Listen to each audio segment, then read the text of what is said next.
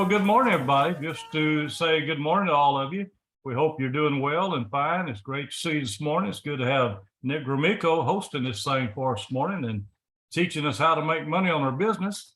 I will tell you the Q&A is where you can post your questions, and we'll try to get them to Nick as soon as we can.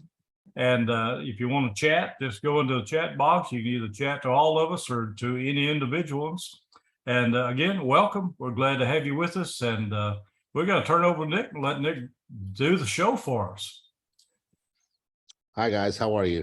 So, financial situations are a lot like snowflakes, I would say. Everybody's is individual. And for us to have a webinar here today, you're going to have to pitch in. So you're going to have to tell me, what you're most interested in, retirement, your credit score, repairing that, or trying to save more money, trying to make more money. Inflation is a big topic, which I know a lot about, and I can help with that a lot, what to do about it. So maybe we should start by looking at some questions. And some of you are going to have to just be open up to this stuff and sort of give me a situation you're dealing with and see if I can help at all. Inspectors are notoriously bad at keeping up with inflation. We have at the House of Horrors in Boulder, Colorado, we have an inspection museum. And in that inspection museum are some old reports from the late 70s and early 80s. And inside those inspection reports, some of them have the actual fees they were charging back then.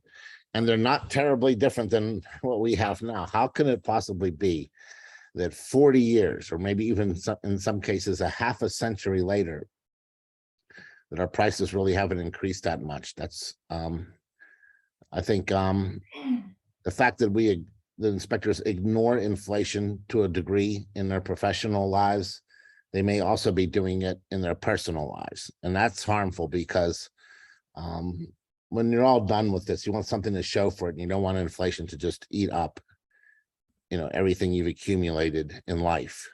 And so to avoid that situation late in life, you want to be in assets that benefit from inflation.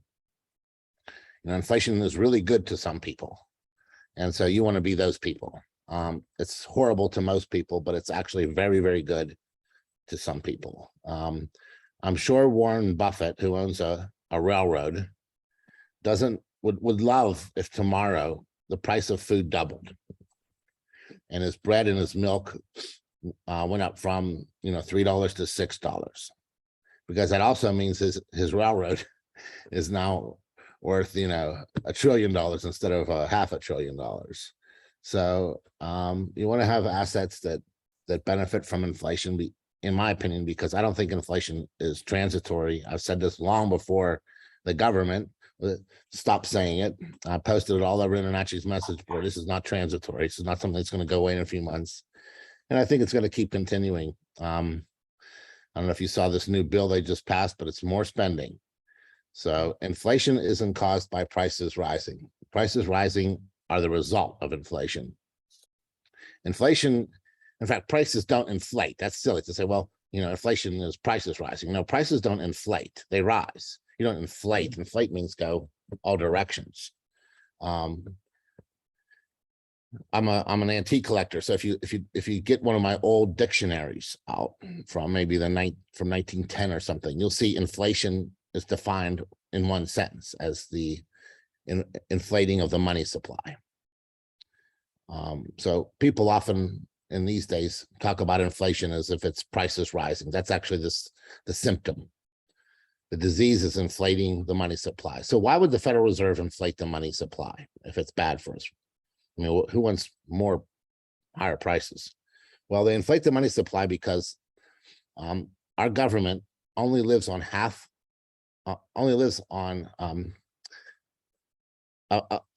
twice as much money as we provide it.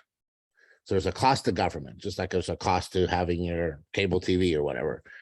And all of our taxes combined only pay for half of government. So the other half has to come from somewhere. Can't default. But it is kind of a default, because what they do is they go to the Federal Reserve, and the Federal Reserve prints that money and gives it to the government. Well, fine and dandy. Well, you don't get a free lunch. That money they print shows up somewhere, and it shows up in inflation. So there's two ways to pay for government. You can just pay with taxes, which we can't anymore. Everybody's taxed out completely. And the government's spending twice as much as it's taxing us right now. So even if we pay twice as much in taxes, which is absurd, it'd be all of our money almost, we just barely cover government. Or we can pay for government and the dishonest way. And the dishonest way is to inflate the money supply, and we pay for it in higher prices because it causes all of everything to go up. If anybody's heard of you've heard of the motel chain Motel 6, I'm assuming. Oh, yes. Yeah, been around a long time. Motel 6 was a corporation that formed when I was born, the exact same year. And do you know where they came up with the name? $6 a night, wasn't it? $6 a night. Now, today it's like maybe $60 a night. Still a good deal, right? But the price, the rooms haven't grown tenfold. When you go to a Motel 6 room, it isn't 10 times bigger than it was in 1962 when I was born. So that just shows you that inflation causes the purchasing power of your dollar to diminish. So what you could buy for $6 back in 1962 now requires 60 of these pieces of paper. So that means it's, in my lifetime, the dollar has lost already 90% of its value. So for people to say, oh, we don't have to worry about the dollar ever going to zero. Well, it's already gone in a century, it's already gone more than 99%. So if you go back 100 years, what you could buy for $1 costs $100 today. So it's lost all of it, 99% of its purchasing power. It's only got another percent to go. All fiat money, all paper money throughout human history goes to zero. And right now we're seeing that tail end where we're really seeing the money devalue rapidly. And we have to think about what we're going to do to survive that. And as I said in the beginning, when I started talking about inflation, inflation is a friend to a lot of people and a horrible enemy to most. So we want to think about assets that we can accumulate that benefit from inflation. So I don't know if that's maybe sort of a start off, a launch to someone maybe asking some questions. I guess it's very difficult for me to just sit here and talk. I understand. Hey, we got one I'd love to comment here. interact. Can you see the Q&A on your screen? I cannot. Do you know how I see? Oh, I do. Yeah, on the slide down to the bottom should be a Q&A button. Anyway, you know, a lot of times, Nick, what I'm hearing from the guys in the field is that how can I raise my inspection fees? You know, how can I make more money? And, you know, the silly thing is realtors fees go up every time the price of a home goes up. So that 3% or 6% they're sharing, you know, that increases when the homes used to be 100,000. Now they're $500,000 or higher. So their fees increase, but the inspectors, we just didn't take that jump with it. So what's your suggestion for inspectors that trying to get their fee up and make a reasonable rate for their service? So I point to government again as the blame for this in part, because with licensing and especially standards of practices, they've commoditized us a little bit. And so that a consumer comes to believe that a home inspection is a home inspection is a home inspection.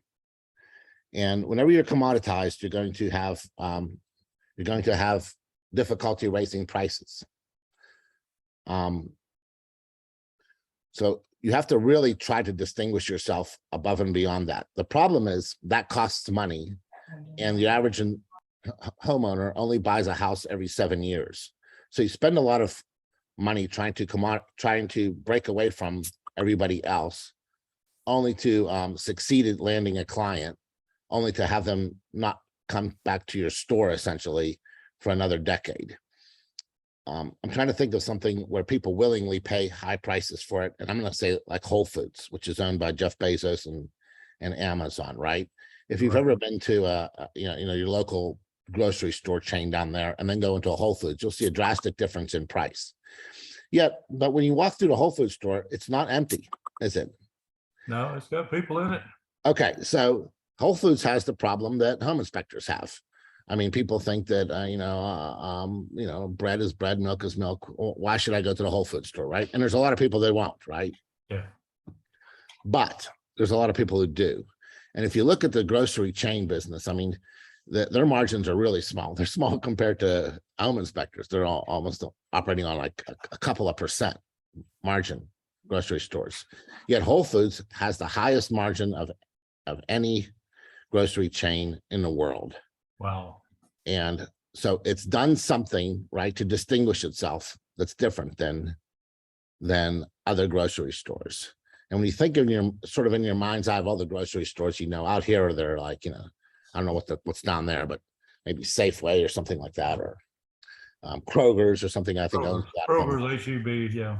Yeah. So they're similar. They are similar, right? And they're Correct. similarly priced, and Whole Foods sort of stands out and succeeds that way.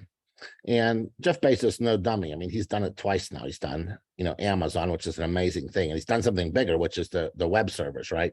I mean, almost the whole world is operating on his servers, including InterNACHI. So he's about the only businessman that really has done something globally amazing twice. They don't even have anything to do with each other hardly, other than Amazon was on his servers. And so he's not a dummy. And what did he buy? Whole Foods. He could have bought Kroger's, right? He didn't. Oh, yeah, easily. Yeah. Right. He could have bought Kroger's with his pocket change. He did not. So you should look at your home inspection business and say, how can I become something like that? How can I be the very best of the best? There is a sort of a cushion where you're going to have to almost remake up your business, totally change yourself, reinvent yourself almost, even to all the real estate agents that work with you. And like inflation, I think that should be done honestly. So you should go back to all your clients and say, listen, I know this sounds crazy, but we're going to raise our prices $100. And let me explain to you why it's in your interest to continue to recommend me as your home inspector to your clients, even though I've confessed to you right now, I'm not creeping these prices up in the background on you. I'm going to raise the prices come January 1st, $100. Now, let me explain to you why it's in your best interest as a real estate agent to continue to recommend me, and why it's in the best interest to your clients to continue to recommend me, even though you know darn well that I'm about $100 more than everybody. Remember, what do real estate agents who are really good want? It's not sales. I was a top producing real estate agent for a decade. I didn't want sales. I got plenty of sales. I'm making plenty of money. I did 120 deals a year when I was a real estate agent with only one partner. Can you imagine that? That's just me and a partner doing a closing every 3 days.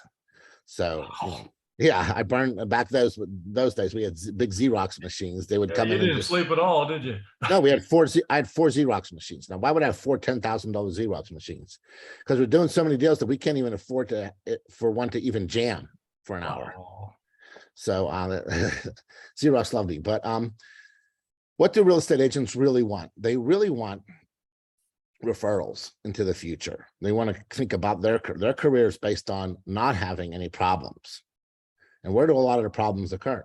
Home inspections, right? So home inspectors do two things that real estate agents all hate.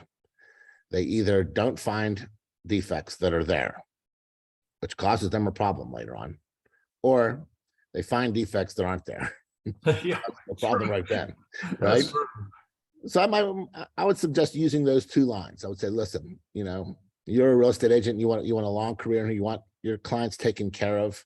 You want referrals. You want people talking good about you, not that you recommended a bad inspector. There's two things you hate. I know you hate them both. Here they are. I don't do either, but I need an extra $100, and I want to remain your go-to, top-notch, number one, best inspector in your town.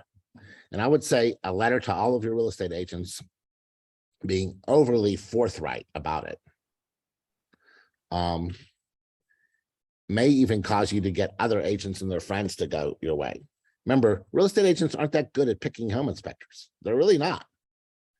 So, but they understand price, and they understand when someone thinks they're so good that they can charge a little bit more than everybody else. Yeah. And so I would think that that would be a way to go. It's maybe a little bit scary in a way. I mean, can you imagine an ad that says we charge more? I mean, very few companies run it, right? Maybe Mercedes-Benz does. Yeah. Right. Or maybe Rolls-Royce does, or maybe Rolex does. But most inspectors wouldn't do it. They try to creep up the price little by little, charge mileage fees and all kind of other nonsense, right? To try to justify it. And they still don't make a good living doing that. Still don't Even do it. on all the auxiliary services, they still don't do it. Yeah, and can you imagine that? You know, I've been in this now 30 years with InterNACHI. How many times I've seen people your age, Paul, that have worked 15 years in our industry, hard, and did great work for the world, did great work for fellow Americans, helped a lot of people, probably saved more lives than a hospital emergency room, when you think about all the safety defects they discovered. And yet, at the end of those 15 years, when they're worn out, they have nothing to show for it. Yeah, I see it. Yeah. It's just absolutely heartbreaking. So don't be one of those people. I agree. Oh, hey, I'll give you a break. We got some questions here for you. All Did right. you get it open on your screen? Yeah. So let me see what we could do. I don't understand the first question quite. Indicate the increase or in quotation month or two in advance of the action. Yeah. Okay. So I think we just went through the first one, which was, you know, indicating an increase on quotation month or two in advance. You know, I would be very forthright and almost brag about the price increase in a way, since you're going to have to, it's going to come out anyway. You know, you might as well brag about it. I can give you an example, maybe with regard to dating. For a while, I was single in my old life. I mean, in my 50s, I was a single man for a few years. And so I went on Match.com and went on 63 first dates or whatever. But I'm not 6 foot tall. And it turns out that women like men who are 6 foot tall or taller.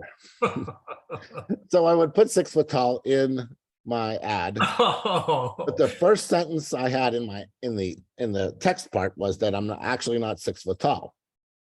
I'm 5'11" 1/4, but in school I was taught to round up. Don't ask me to calculate the volume of a truncated cone, but I said I went up. Anyway, that little bit of humor and that forthrightness that I'm really not 6 foot. I would say that almost all the dates I went on mentioned that was the reason they clicked and went to it.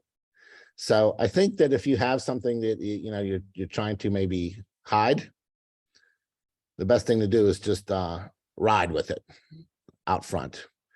Honesty is the best policy. I mean, everybody in my life around me, my family members, keep telling me not to be so honest and forthright, keep my mouth shut. And at this point in my age, I'm 60. I mean, I'm not changing, but it served me well. So I think maybe I've offended a lot of people, certainly in this industry. I'm sure I've offended some people, but generally it's done pretty well because at least you know what you're getting. So, and I think in price increases, honesty and forthrightness is the best policy. You can almost brag about the fact that you're charging more, I would say. Okay, so let's go down here. So Melvin says a flat rate price it as a percent of the property value. So let me say this: no one ever got rich charging what something's worth. So if you have a formula that uses like the formula I invented on our fee calculator to help, because that's what people wanted, that charges fairly. I would say that it's probably not something you should use. The amount you should charge anybody for anything is the amount that they'll pay. That's the best price to charge somebody. You're in business to make a living. If you could charge $2,000 for home inspections, let's say it's possible. Let's say you could. Somehow you figured out a way to charge $2,000. Morally, you should. That's the correct market price for something, what people will pay for it. So I don't like these formulas too much because they try to reach a fair price. And a fair price on the businessman's side, in most cases, is not enough. I just don't think it is. They're forgetting something. They're forgetting all the work you put into this to become a great inspector. They're forgetting your profit. They're forgetting your risk factors. They're forgetting a lot of things, right? I wrote that story about Pablo Picasso in a New York restaurant eating, and one of his fans saw him eating, recognized it as Pablo Picasso, the famous artist, ran up to him and said, "Oh, you're Pablo Picasso. I'm a big fan," stuff like that, bothered him while he was eating dinner. Then she handed him a napkin and a pen and said, could you scribble me something, on a napkin? So he scribbled the waiter carrying the parfaits on the napkin. And as he handed back the napkin back to her, he said, "That'll be $50,000, ma'am." And she said, $50,000, it only took you a few minutes. He said, "No, ma'am, that took me 50 years to be able to do that." So, if you charge by a formula, unfortunately, you're probably going to leave some things out, which is mainly all the things you've had to do to become great. And then on top of that, you probably leave out a lot of profit, because you shouldn't be charging what you can't buy watermelons for $1 and sell them for $1. Even if you buy a bigger truck, it's not going to work. Yeah, good So, point. Don't be afraid to take those prices up and away, right? Let's say, so the next one is, what are your top 3 financial tips or goals for a brand new home inspector? Well, the first thing is, you've revealed something to me you should never reveal to anyone else in that question. Does everybody know what it is? Brand new home inspector. Right. So here's the trick I did when I was young and started out in the home inspection business. I was outside of Philadelphia, which is called the Main Line, which is the average price back then, just 20 years ago, was $940,000. So it's good area to be in. It's called the Main Line because it goes from New York to Washington, D.C., and it's a very wealthy area. But I went into the horrible areas of Philadelphia for 30 days first. And I'm not sure that that's available to you or not, but I went into the inner cities. The inner cities out east, for whatever reason, I don't know why, they don't pay with checks or credit cards. They pay with cash. So I went into those cities where no inspector wanted to go and did the worst homes ever, like just complete messes, one after another for a month, and collected all that cash, by the way. Don't tell the IRS. And I cut my teeth there first. And I didn't actually advertise in my market, even though I had opened up as a new inspector. I didn't advertise. I didn't let anybody know I was a new inspector. Then after I became sharp, I felt, did all my courses, did all my education, did 30 days in the inner city. I came back to the market that I wanted, which was the Main Line. And I'm honest, but I'm also a terrible liar. So when I walked into a real estate office and I told them that I'm the best inspector in town as a new inspector, and I looked everybody in the eyes at the meetings and everything, and anybody else I met, and in my marketing, I touted I was the very best. It's because I believed it.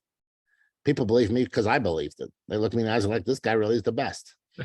So what you don't want to do is to what they call in legal terms, poison your own well. So you don't want to poison a well, right? You don't want to go as a brand new inspector into your market weak. So if there's any possibility that you can get technically strong one way or the other, and there's a lot of ways to do it, right? Do that first. Take a month of time and do that first. Then come back into your marketing will even look better. It'll look different to you after 30 days. And you'll feel stronger. And so your marketing, you'll feel more willing to have a marketing campaign that supports your contention that you're the best home inspector in town. Most people's marketing, especially new inspectors, are just saying, hey, I'm like everybody else. I'm a member of InterNACHI and I'm licensed and I'm insured, and I'm thorough, and I'm on time. And did I say I was thorough? I'm thorough. You see my point? But if you are strong going into something, almost like Mike Tyson, let's say, and going into a fight, right? Or Muhammad Ali, maybe, there's almost a level, and it's hard to say this for people in Texas because they're opposite of this. There's almost a level of cockiness you're going to acquire in your marketing. And not only does your marketing have to support your contention, you're the best home inspector in town, but your price has to support that contention. You can't possibly say you're the best inspector in town if your price conflicts with that. Americans don't know anything about home inspections. But if your price supports a contention, it's high enough so it supports a contention that you're the best home inspector in town, that actually makes it more true. It also financially allows you to be that, because with the extra money, there's nothing worse than a broke inspector. Can't take a CE, doesn't have the tools, right? His truck looks like hell, right? He's rushing from job to job to try to get more cheap inspections in. I mean, that's not what you want to be. So when you have more money, not only does the consumer think you're the best because you're charging what you should be, but also that money goes into your business. You can reinvest some of it back in, and you can also actually support the fact that you're the best inspector in town. Start doing things that the best inspector in town would do. Why don't you tonight go ask yourself a question? If I was the best inspector in town, what are the 10 things I would be doing? And then go do those tomorrow. Good point. You're right. If you don't have belief in yourself, you can't sell yourself to others, can you? You can't. You have to almost trying to think. Not all of our attendees here are from Texas, but you are from Texas, Paul. So it's they say never ask a man if he's from Texas, because if he is, he's going to tell you soon enough. And if he isn't, you wouldn't want to embarrass him. So. All right, what else do we have over the next question here? I've increased my fees more than 125% since I started doing inspections in 1995.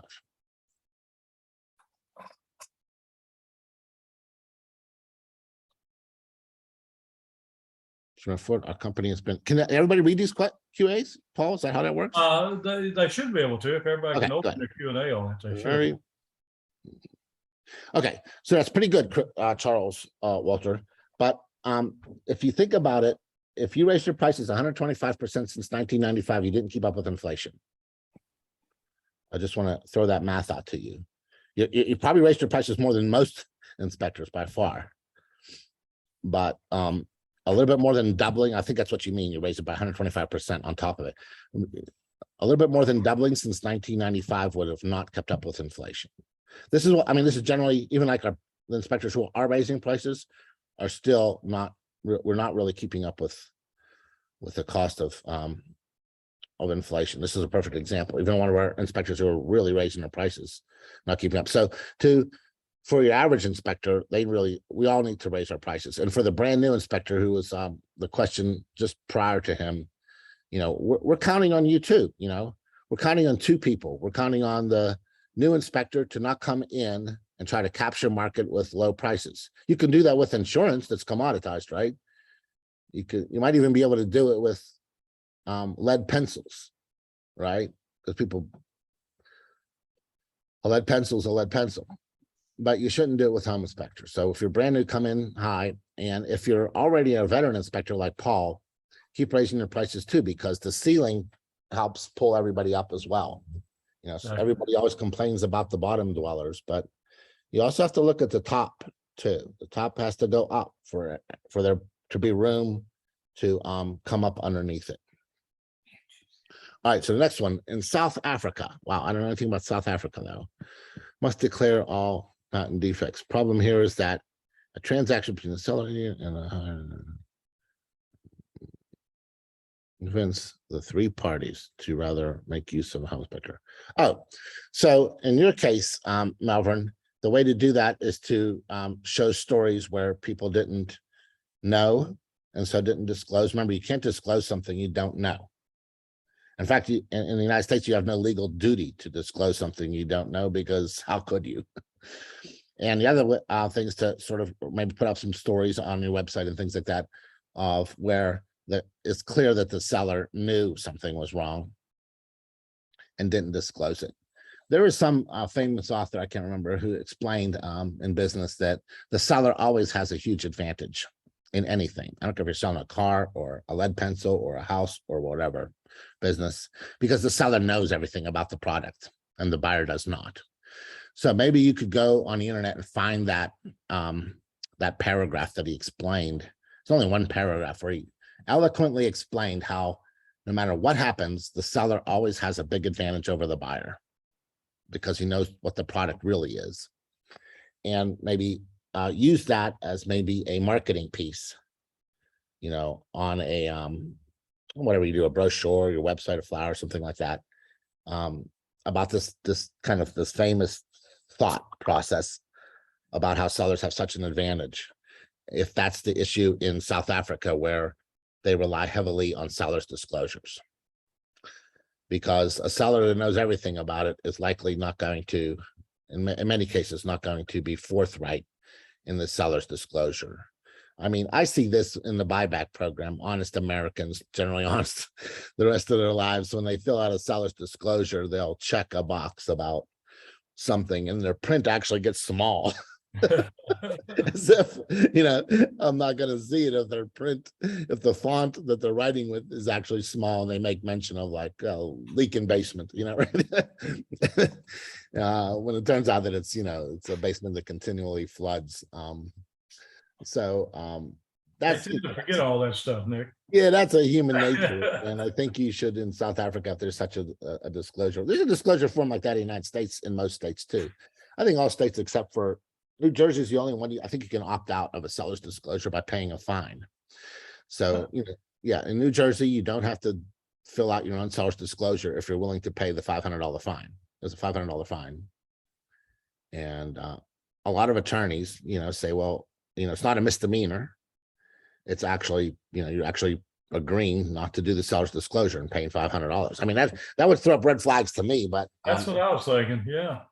Yeah, That made me question right off the bat. Yeah, everybody else has, I think, throughout all the other states have a seller's disclosure laws and actual seller disclosure forms, but they are actually only, mimicking Old English law from about 1400 AD. That when you go to sell something, you have to tell the buyer if there's something really wrong with it. That's basically true with everything, believe it or not, whether there's a seller's disclosure sheet or not. You know, our laws are based on, well, except for 9 states, which are mining laws take precedence in Colorado and a couple other places. It's all based on Old English law mostly. And in Old England, that became the thing in maybe after the Middle Ages, that if you sell something, you know, you should be forthright in anything wrong with it. And that's basically the law of the land with anything. I mean, I don't care if even if it's a car. I mean, if someone knows there's something wrong with the car, they're supposed to tell you what's wrong with it. Otherwise, it's fraud. So you don't even need those seller's disclosures, but we have them in real estate and in home inspections. But they're based on something that's been around for, you know, almost 1,000 years, a principle. Okay, so let's go on here. I think that's about all the questions they posted. Okay, guys, so really nobody's really got anything personal. They're all general. Like nobody said, I have this problem, blah, blah, blah. There's your one that has a fee calculator at InterNACHI been updated to today's inflation rates. So this is a good question because people misunderstand my fee calculator. If you look at the fee calculator, it doesn't calculate anything. You have to set it up. So you have to choose how much you want to charge as a base fee. There's a separate page for this. I have defaults in there. People keep using the defaults, which is fine. It's high. You need to raise those defaults in. Yeah.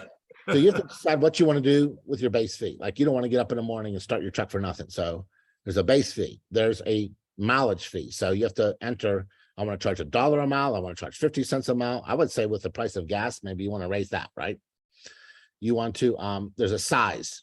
If you want to go by size, if the house is very large, of course, you want to charge a little bit more. There's an age factor. And these are factors you can change.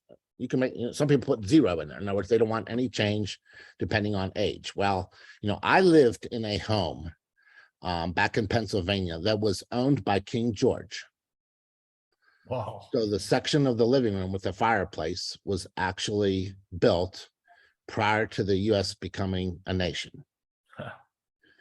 And I assure you, if you were a home inspector, you want to charge extra for age on that house. So that's the fourth thing you could charge, that you adjust. And then the last one is how busy you are. So if you're really swamped with work, then the fee calculator, I do this automatically. It's the only part that's done by me that isn't done, that you can't control. It actually charges more. It's just a way for all the people using fee calculators to get bumped up if they're really busy without them whining. Yeah. In any business, one of the best solutions to being too busy. And remember, home inspectors are in a different odd industry in that it's not scalable generally. I mean, it is if you hire more inspectors, but generally, if you're a one-man inspector or even a 2-man or 5-man, you can't double next week. You can't double the amount of services you can provide because you're making money mostly with your own 2 hands, right? And this is another reason why you should hire employees, but because it's it's a non-scalable industry, you can't just ramp up. The only solution to having more work than you can do is to raise prices. I can't stand these message board posts when I talk about marketing, when some inspector comes and says, well, I have all the work I want. I have all the work I need. I don't need to market. Well, that's not the purpose of marketing. The purpose of marketing isn't to get you only the amount of work you need. So some people think that, well, I have enough work for every week, and that's what I'm happy with. And so I don't need to market because I don't want that extra additional work. That's complete nonsense. So the purpose of marketing is to get you more work than you can do, so that you have to turn down work.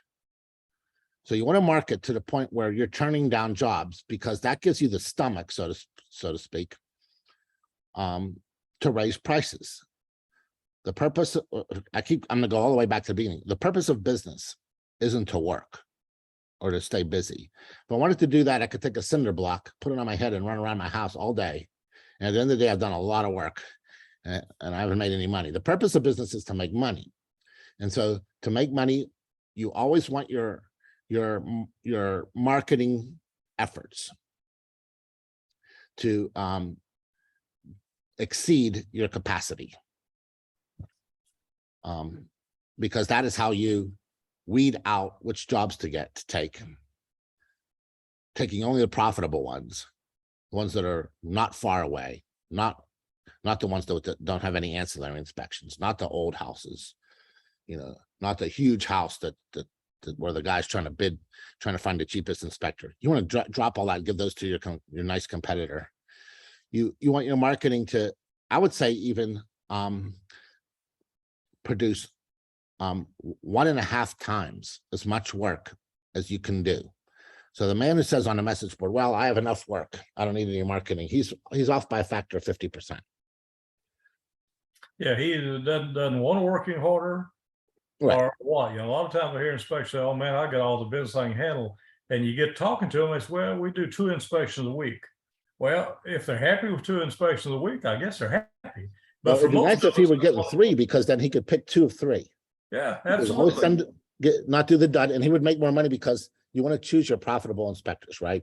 Yep. The founder of Costco was in line, this before he founded Costco, was in line at a grocery store, and he had his whole pile of groceries, right, in his cart. And there were like people ahead of him that were only buying 1 gallon of milk, a loaf of bread, or one item at a time. And he said, this is what the problem is. So he formed Costco, where he dissuaded people to come in and just buy 1 item. He wanted the good big customer, right, who's going to spend $700 that day. And I think home inspectors could learn a lot from the founder of Costco. I mean, you don't want the guy who just wants one little thing and not make any money on it, right? I mean, you have to also remember that there's risk to everything. There's physical risk to you when you do a home inspection. Don't think you can't get hurt. I know, a friend of mine just recently just fell off the bottom rung of his ladder, the bottom rung, and hurt his ankle, and he's out for 6 weeks. Yeah. So there's physical risk, right? There's also financial risk, right? You could do something that causes you to get sued or something like that, or maybe damage the house, right? There's property risk to it, right? So Right. don't take all that risk on for $25 profit. Take that job and don't do it. Literally don't do it. Instead, work on marketing and get yourself some better jobs. So you want about 1.5 times as many jobs coming in as you could possibly do. And when you get to that point, and it's a little bit like a lot of my businesses. I mean, my bridge company has 4 times as many bridge orders as we can possibly build. Then we can charge, and we can charge, more than we need to, and to make a lot of money. Can you give some tips on how to introduce yourself to more agents? Well, so where are you? Are you still here, Paul? Yeah, I'm here. I'm trying to find out my screen. Oh, there. Okay. So agents are, because of 2 factors recently, I would say one very recently, are becoming more elusive. The first is the internet. When I went into the inspection business, I didn't have the internet. People actually, real estate agents every now and came into the office. The second thing was COVID, right? So now you have the internet, and now you have COVID. It even happened in my own companies, like InterNACHI, for example, something you understand about. There's, 35, 40 employees. Very rarely do they come into work anymore. They were just as productive at home. And with COVID proved that to us. And every month I write a $32,000 check for the rent on our office space. And all I get out of it are 2 dumpsters that I fill up with my personal garbage, because that's all there's nothing else there. The lights are off. Month after month, I pay that, right? Thinking that maybe someday we'll all come back. Well, it doesn't look like we are. Well, it's the same is true with real estate agents, right? So you're going to have to get almost into their events where they all meet. They do all meet at offices every now and then, and you're gonna have to get to those. Now you may say, oh, well, the secretary in the front receptionist, she's not gonna let me come to the sales meeting. So what I did when I started out is, I remember told you I was in Main Line. There was an office there that was very large. It's called Remax Main Line. Now Remax agents are different than other agents in that they don't lose part of their commission to their broker. They keep the whole commission, but they pay a desk fee. So in other words, they're basically renting office space from Remax, $2,000, and and they get all this stuff. I don't know what it is nowadays, but back in my day, the biggest corner office at Remax was for rent for $2,000. If you're a real estate agent, you could rent that office $2,000 a month, and you had all the support of Remax, but you didn't split your commission with your broker.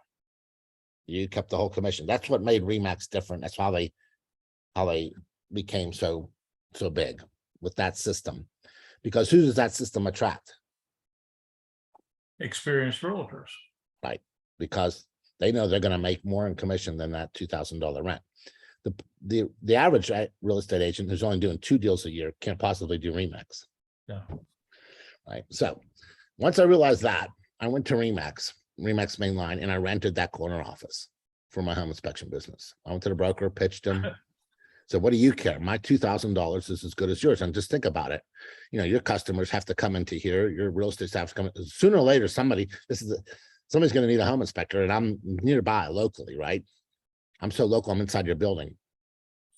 So the way I did it back in the day is, for years, me and Ben, and our office was inside the Remax building. That was creative there. I like that. Yeah. I mean, so everybody went to go get forms, or go to a sales meeting, or some stupid event where I don't know, whatever they do. These real estate agents, sometimes they have crazy events, or get a drink of water from the fountain, right? I was there, right? And of course, the receptionist is there all the time.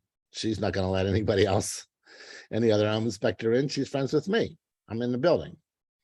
I have basically an unannounced endorsement from the broker, Remax.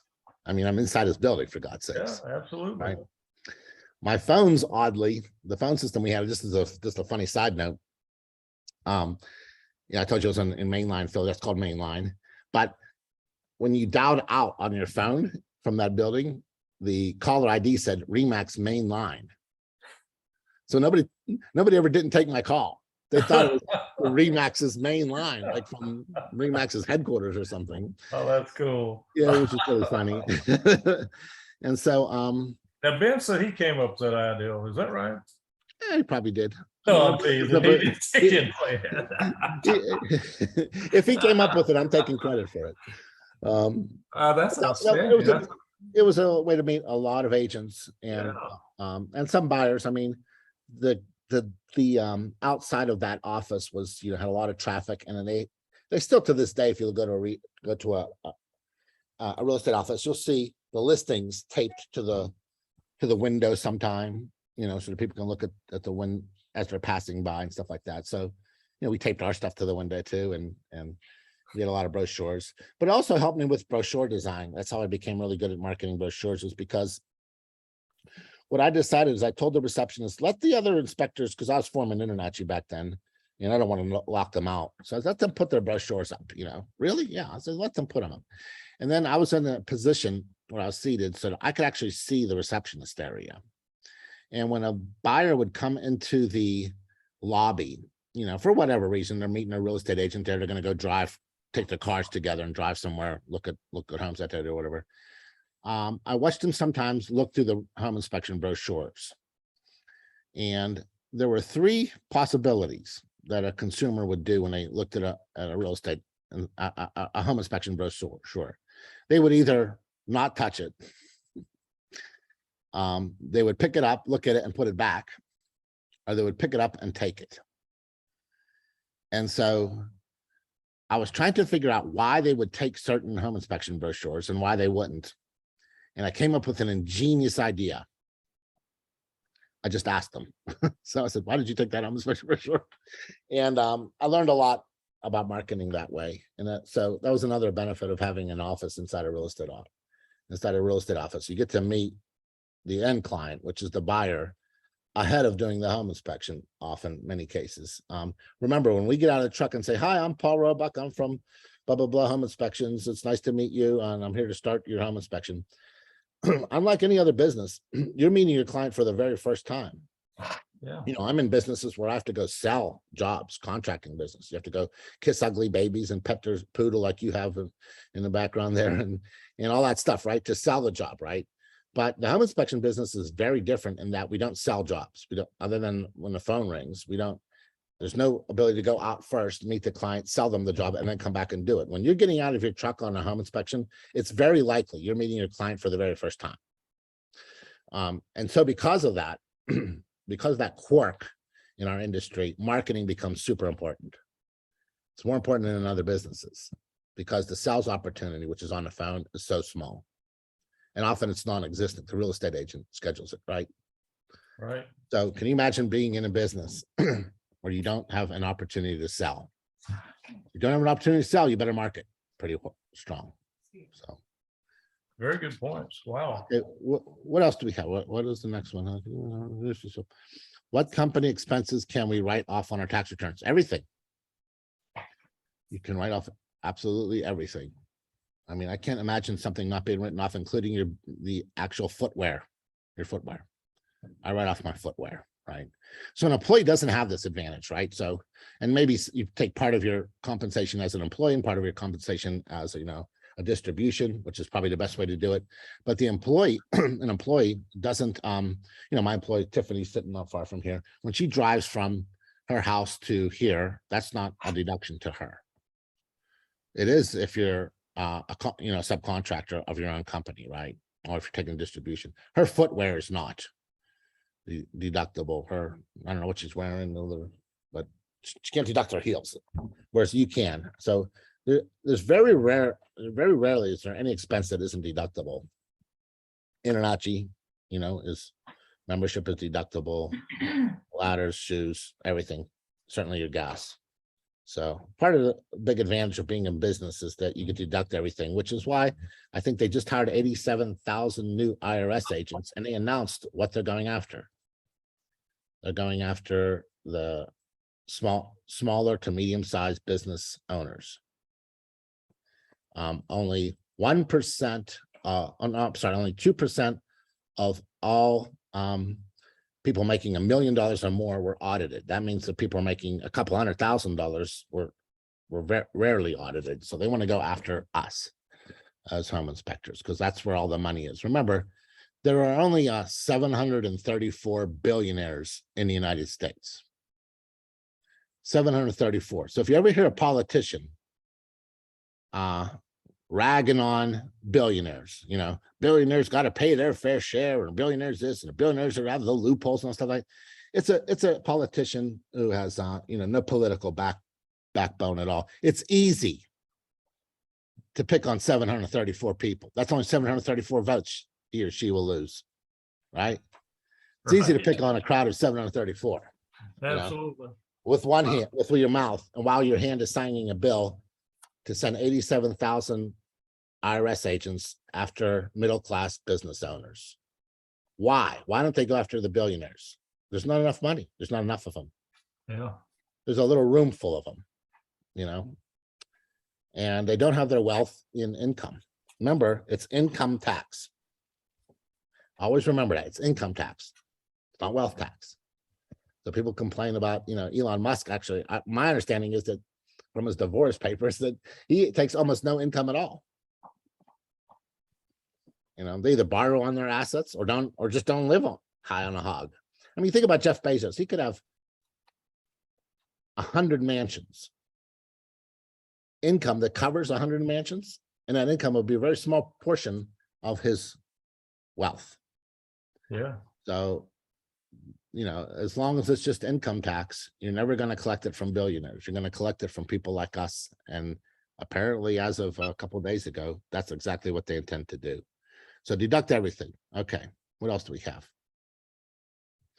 Company is doing well by offering additional benefits, a profit share, etc. We do this. Owners compensated the same way. How much would you suggest would be an acceptable take from the company? I would say the acceptable take is 0. So it turns out psychologically, and I argue this with Chris Morrell all the time, because we give our employees a lot of nice little benefits, that they're not as appreciated as much as it costs you. So it might feel good to be generous to your employees and to cut them in, but they don't deserve to be cut in. They're not business owners. They're employees. They can leave tomorrow with no notice. You can't fire them with no notice. They put up 0 capital to start your business. You put up everything. They're at no risk. They can go and compete with you tomorrow. I know it feels good, and it feels like, oh, we're all team, but find that camaraderie somewhere else, I would say. Your employees are in their minds in a different class than you. Don't you make the mistake that they didn't and consider them to be part of your team and all that stuff like that. An employee is not something to be so terribly friendly with, I would say. I employ 112 people. And obviously, maybe I'm a likable guy to some of them, I don't know, but I get invited here and there, right? To this party, to go to bowling, or to go to, let's go have, what are you doing? You're drinking is one of the ones, right? And all that stuff, right? And all that crazy stuff, right? I don't go out with any of them. I don't go do anything with any of them. I just don't, I mean, I know what I am, and I know my position in this company, and we're not a team when it comes to splitting up my profits, because those profits are going to need to be piled up, something an employee won't do for lean times, or when we want to do R&D, or we want to grow, we want to do more marketing. We're going to have to spend my money, not the money that they got. So I know that sounds harsh. Probably people are going to say, well, he's really terrible to his employees. I'm not. I'm very good to my employees, but they get paid exactly something, and that's it. I'm not here to split my profits with them. So I would say the answer is 0. Yeah, I And- saw that big trailer you have or where they're cooking for the employees and stuff you got. I mean, Right. So you every feed day at them. 11, all my employees can come to my farm, and I have a chef. It's actually Hunter Shepherd, who's Kenton Shepherd's son. He's a chef, and I have a 1-ton grill, and we cook for all of them, and they can eat. But secretly, it's not because I'm trying to be particularly nice to them to feed them every day at 11. I know in the construction business that, you know, I hired some rough guys. Some guys have been in prison, maybe some, you know, I would say a rougher crowd. And guys that aren't very good with money. But when they wake up in the morning and they know that at least they're going to eat good, they can eat all they want. It's all you can eat every day at 11 in my place. They come into work. I mean, you should see, the amount of people that come to work every day in my construction crew probably surpasses everybody in the nation. I mean, I have almost a full attendance every day.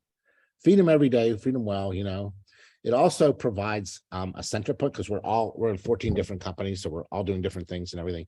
It brings them all together where they can chat a little bit about business and talk and maybe help, you know, keep things integrated in the companies so that they know what one hand is doing and what the other isn't. I mean, on some of these webinars, I should show you my little office. I have all the keys on a keyboard so I can see what keys are missing, so I can figure out what everybody's doing and where they're at.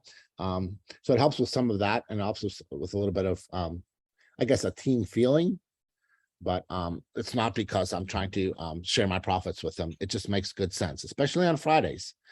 The construction business, if you let them loose to go to lunch on Fridays, they're either not going to come back or they're going to come back in a state that's not going to be safe for them to operate. And so keeping them on the farm, literally, is a purely financial business decision to me, and don't tell them that. Okay, let's move on, see what else we have. Are we done here? Are we pretty... Let's see. I had a few more questions there. Okay, what else do we have? Said, what were the specific observations about successful brochures and other marketing?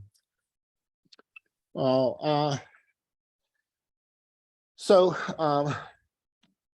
I can't say I'm a humble guy, but I would say that, throughout life, one should be humble. I think Jesus taught us that, right? He wasn't a flamboyant personality. I would describe him as a humble person, right? Yet he accomplished a lot being humble. And so I would say throughout life, you should mimic that. You should try to be humble. I fail at it.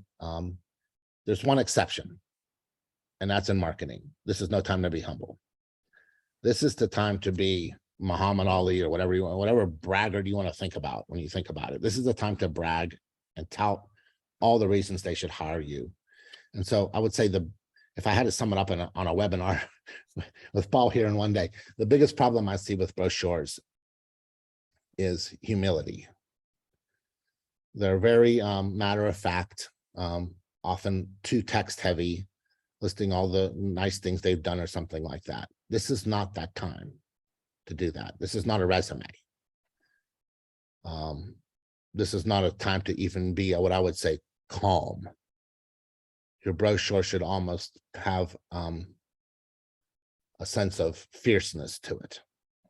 So I can't go into all the brochure stuff that I know about. I know more about brochures probably than a lot of people, but that is probably the overall thing. This is no time to be humble.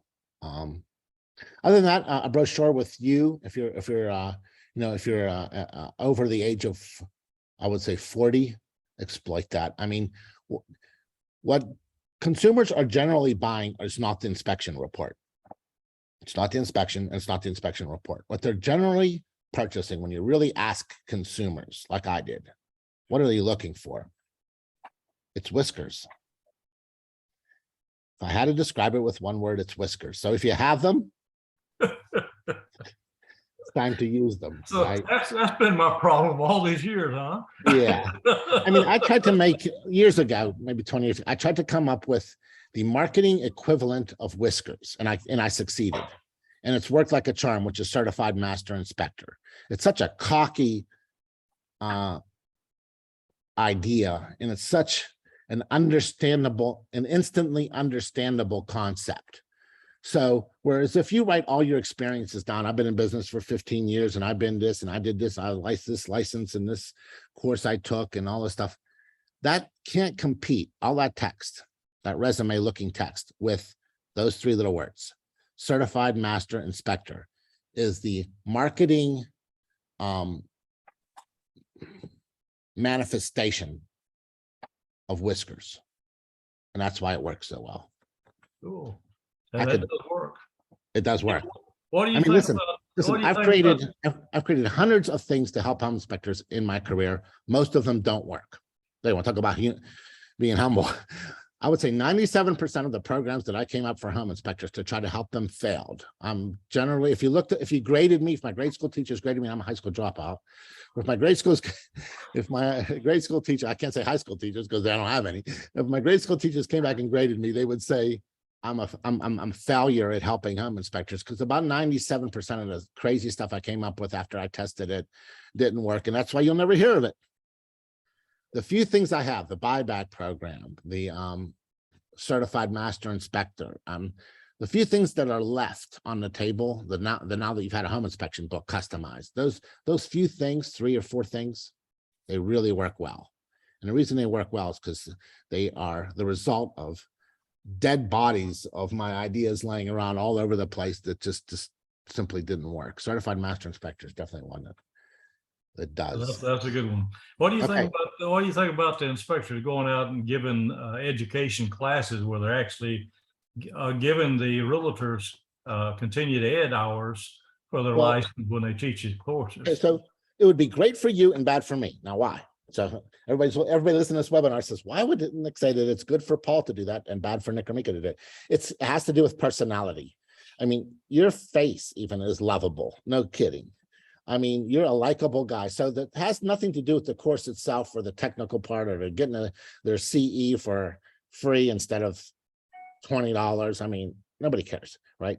It's your personality in front of those people. People are people. It matters.